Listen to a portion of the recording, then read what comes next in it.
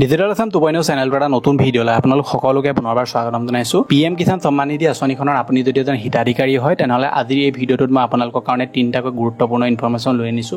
PM কিষাণৰ আজি আমি ভিডিঅ'টোত আলোচনা কৰিম যে পিএম কিষাণ সন্মান নিধি আঁচনিখনৰ বহুতো এনেকুৱা হিতাধিকাৰী আছে যিসকলে পিএম কিষাণৰ কিস্তিসমূহ পোৱা বন্ধ হৈ গ'ল। ধৰি লওক কিছুমানে 17 নম্বৰ কিস্তি লাভ নকৰিলে, কিছুমানে 13-14 নম্বৰৰ পৰা কিস্তি লাভ নকৰা হ'ল। বহুতো লোকে দুটা এটা কিস্তি পোৱাৰ পিছতে তেওঁলোকৰ কিস্তিসমূহ সোমোৱা বন্ধ হৈ গ'ল। তেওঁলোকে কি কৰিব লাগিব আৰু কি কাৰণত তেওঁলোকৰ কিস্তিসমূহ সোমোৱা বন্ধ হৈ গ'ল সেইটো বিষয়ে আজি আমি ভিডিঅ'টোত আলোচনা কৰিম। তাৰ পাছত আমি আলোচনা কৰিম যে পিএম কিষাণ সন্মান নিধি আঁচনিখনত যিসকল লোকে নতুনকৈ আবেদন কৰিছিলে, বহুতো লোকে মোক কমেণ্ট কৰে যে আমি পিএম কিষাণত আবেদন কৰিছিলোঁ কিন্তু আজিলৈকে পইচা লাভ নকৰিলোঁ, কি কাৰণে তেওঁলোকে পইচা লাভ কৰা নাই, কেনেকৈ ঠিক কৰিব লাগিব সেইটোৰ বিষয়ে আজি আমি ভিডিঅ'টোত আপোনালোকক জনাই দিম। লগতে পিএম কিষাণত যিটো 18 নম্বৰ কিস্তি পইচা আছে এইটো বাঢ়িলে নে নাই বঢ়া বা 18 নম্বৰ কিস্তি পইচাটো আপোনালোকে কোন মাহত লাভ কৰিব সেইটোৰ বিষয়ে আজি আমি ভিডিঅ'টোত আপোনালোকক জনাম। গতিকে ভিডিঅ'টো সম্পূৰ্ণভাৱে প্ৰথমৰ পৰা শেষলৈকে চাই থাকিব। এতিয়ালৈকে যদি আপুনি ভিডিঅ'টো লাইক এটা কৰা নাই জলদি ভিডিঅ'টো লাইক এটা কৰি দিয়ক। চেনেলটোলৈ যদি প্ৰথম আহিছিলে ছাবস্ক্ৰাইব কৰি লওক, এনেকুৱা ধৰণৰ ইনফৰ্মেটিভ ভিডিঅ' মোৰ ৰেগুলাৰ চাই থাকিবৰ কাৰণে। এতিয়া প্ৰথমে আমি আলোচনা কৰি লওঁ যে পিএম কিষাণ সন্মান নিধি আঁচনিখনৰ যিসকল হিতাধিকাৰীয়ে কিস্তিসমূহ লাভ কৰা নাই ইয়াৰ লাভ নকৰাৰ কাৰণটো কি। চাওক, পিএম কিষাণ সন্মান নিধি আঁচনিখনৰ কিস্তিটো লাভ কৰিবৰ কাৰণে 2000 টকাটো তিনিটা কাম আপোনালোকৰ শুদ্ধ হৈ থাকিব লাগিব: KYC, লেণ্ড চিডিং আৰু আধাৰ বেংক একাউণ্ট লিংক। এতিয়া KYCটো মই যদি ধৰি লওঁ সকলোৰে ঠিক হৈ আছে, কাৰণ KYC ঠিক নহ'লে আপোনালোকৰ পিএম কিষাণ আপুনি পইচা লাভ নকৰে।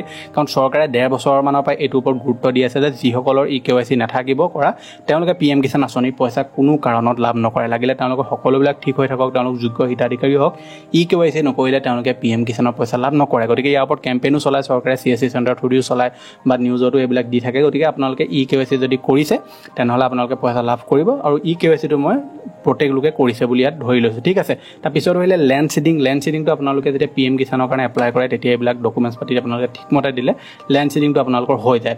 কিন্তু 3 নম্বৰ যিটো কাৰণ আছে এই কাৰণটোৰ কাৰণেই পিএম কিষাণৰ আঁচনিখনৰ বহুতো লোকে পইচা লাভ কৰাৰ পৰা বঞ্চিত হ'বলগীয়া হয়। এইটো হৈছে আধাৰ আৰু বেংক একাউণ্ট লিংক। এতিয়া আপোনালোকে পিএম কিষাণৰ যিটো ষ্টেটাছ আছে নৈৰ ষ্টেটাছত গৈ আপুনি চেক কৰিব পাৰে যে আপোনাৰ সকলোবিলাক বস্তু ঠিক হৈ আছে নে নাই। যদি আপোনালোকৰ ধৰি লওক ইয়াত Aadhaar, bank account link, land seeding আৰু KYC তিনিওটাই যদি ঠিক হৈ থকা দেখুৱায় তাৰপাছতো কিন্তু আপোনালোকে আধাৰ, বেংক একাউণ্ট লিংকটো আপোনালোকৰ এবাৰ যিটো আধাৰ কাৰ্ডৰ অফিচিয়েল ৱেবছাইট আছে UIDAI তাত গৈ এবাৰ আপুনি চেক কৰিব। ইয়াত আপোনালোকে চাবগৈ যে আপোনাৰ যিটো বেংক একাউণ্ট আছে বেংক একাউণ্টটো আধাৰ কাৰ্ডৰ লগত লিংক হৈ আছে নে নাই। তাৰ কাৰণে আপুনি বেংক চিডিং ষ্টেটাছত যাব, তাত গৈ মেলি আপোনাৰ আধাৰ কাৰ্ডৰ নম্বৰটো আৰু কেপচা কোডটো ফিল কৰিলে প্ৰথমে লগ ইন কৰি ল'ব। তাৰপৰা আপুনি চেক কৰিব যে আপোনাৰ আধাৰ আৰু বেংক একাউণ্ট ইয়াত লিংক হৈ থকা দেখাইছে নে নাই দেখুৱাই। যিটো বেংক একাউণ্টৰ লগত লিংক হৈ থাকিব ইয়াত আপোনাৰ দেখুৱাই দিব। ঠিক আছে। গতিকে আপোনাৰ যদি ইয়াত দেখুৱাই আছে বা কোনো বেংক একাউণ্টৰ লগত লিংক নাই বুলি কৈছে আৰু পিএম কিষাণৰ যদি অফিচিয়েল ৱেবছাইটত আপোনাৰ লিংক হৈ থকা দেখুৱাইছে তেনেহ'লে আধাৰ কাৰ্ডটো আপুনি বেংক একাউণ্টৰ লগত লিংক কৰিব লাগিব। যদি ইয়াত আপোনাৰ লিংক হৈ থকা দেখাইছে তাৰপাছতো আপুনি পইচা লাভ কৰা নাই বা ইয়াত দেখুৱাই আছে তেনেকুৱা ক্ষেত্ৰত আপুনি কৃষি বিভাগৰ লগত এবাৰ যোগাযোগ কৰি চাব পাৰে।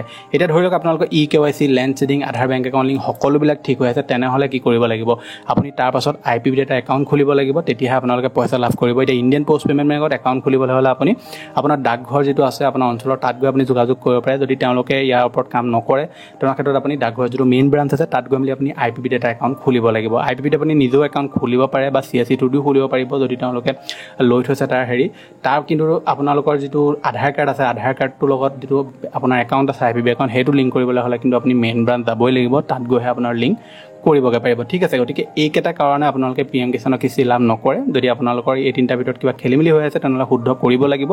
যদি আপোনালোকৰ সকলোবিলাক ঠিক হৈ আছে তেনেকুৱা ক্ষেত্ৰত মই আপোনালোক এটা কথাই ক'ম যে আপুনি IPB এটা একাউণ্ট খুলি লওক, পিএম কিষাণৰ পইচা লাভ কৰিব। তাৰ কাৰণে আপুনি CSC চেণ্টাৰো এবাৰ ভিজিট কৰিব পাৰে। এতিয়া মই আপোনালোক যিসকল লোকে নতুনকৈ পিএম কিষাণত আবেদন কৰিছে তেওঁলোকে কিয় পিএম কিষাণৰ কিস্তি বহুতে লাভ কৰা নাই। বহুতে ধৰি লওক বহুত দিনৰ আগতে পিএম কিষাণৰ কাৰণে এপ্লাই কৰিলে তাৰপাছতো তেওঁলোকে কিস্তি লাভ কৰা নাই। এতিয়া চাওক, পিএম কিষাণৰ যিটো প্ৰচেছ আছে এইটো অলপ দীঘলীয়া হয়। আপোনালোকে পিএম কিষাণত এপ্লাই কৰাৰ পিছত প্ৰথমে নৈৰ ষ্টেটাছত গৈ কেইদিনমানৰ পিছত চাবগৈ যে ৰেজিষ্ট্ৰেশ্যনটো কমপ্লিট হ'লনে। নৈৰ ৰেজিষ্ট্ৰেশ্যনত গৈ আপোনালোকৰ আধাৰ কাৰ্ড বা মোবাইল যিটো নম্বৰ দিছিলে সেইটো দি আপোনালোকে কেপচা কোডটো ফিল কৰি গেট মোবাইল OTP অপশ্যনত ক্লিক কৰিলে ৰেজিষ্ট্ৰেশ্যন নম্বৰটো লাভ কৰিব।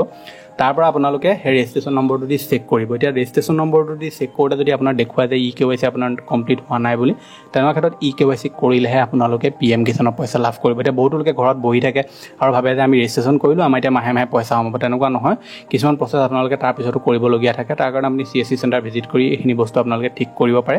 নতুনকৈ যিসকলে এপ্লাই কৰিছে তেওঁলোকে KYC তেওঁলোকৰ হৈ আছে নে নাই এইখিনি বস্তু চেক কৰিব লাগিব আধাৰ বেংক একাউণ্ট লিংক আৰু লয়েন চেডিং এইবিলাক বস্তু তেওঁলোকে ঠিক হ'লে PM কিষাণৰ কিস্তি লাভ কৰিব এতিয়া যেটো PM কিষাণৰ 18 নম্বৰ কিস্তি পইচা আছে এইটো আপোনালোকে কেতিয়া লাভ কৰিব যেটো এবাৰ চৰকাৰে PM কিষাণৰ পইচা বহুৱা কথা কৈছিলে বহুৱাৰ ওপৰত তেওঁলোকে ধৰি লওক মিটিংও কৰিছিলে আলোচনাও কৰিছিলে কিন্তু তাৰ পাছতো বাজেটত PM কিষাণৰ যেটো পইচা হেতু 2000 টকা তেওঁলোকে এটকাও নবহালে PM কিষাণৰ কিস্তি বহাও বুলি বহুত বিলাক মিডিয়াত ওলাইছিলে নিউজ পৰ্টেলত ওলাইছিলে ইয়াৰ মিটিংও হৈছিলে ইয়াৰ আলোচনাও চলিছিলে কিন্তু তাৰ পাছতো PM কিষাণৰ কিস্তি বহাব বুলি চৰকাৰে কোনো ধৰণৰ সিদ্ধান্ত নললে বা তেওঁলোকে যেটো 2000 টকা হেতু ওপৰত বেছিকে দিব লাগে হেতু ওপৰত তেওঁলোকে গুৰুত্ব নকৰিলে গতিকে আপোনালোকে যেটো 2000 টকা লাভ কৰিছিলে হেতু লাভ কৰি হেতুৱে লাভ কৰিব আৰু যেটো 18 নম্বৰ কিস্তি পইচা এটো আপোনালোকে অক্টোবৰ মাহৰ ষ্টাৰ্টিংত বা এন্ডিংত আপোনালোকে PM কিষাণৰ যেটো 2000 টকা পইচা হেতু আপোনালোকে লাভ কৰিব গতিকে এইকেইটা আছিল যে আমাৰ দিবলগীয়া ইনফৰমেশ্যন আশা কৰিছো আপোনালোকে ভিডিওটো চাই ভাল পালে যদি ভাল পালে ভিডিওটো লাইক কৰিব বহুতো লোকে সুধি আছিলে যে আমি PM কিষাণৰ কিস্তি নোপোৱা হৈ গলো আমাৰ সকলোবিলাক ঠিক হৈ আছে কি কৰিব লাগিব বহুতে কৈছে যে আধাৰ কাৰ্ড আমাৰ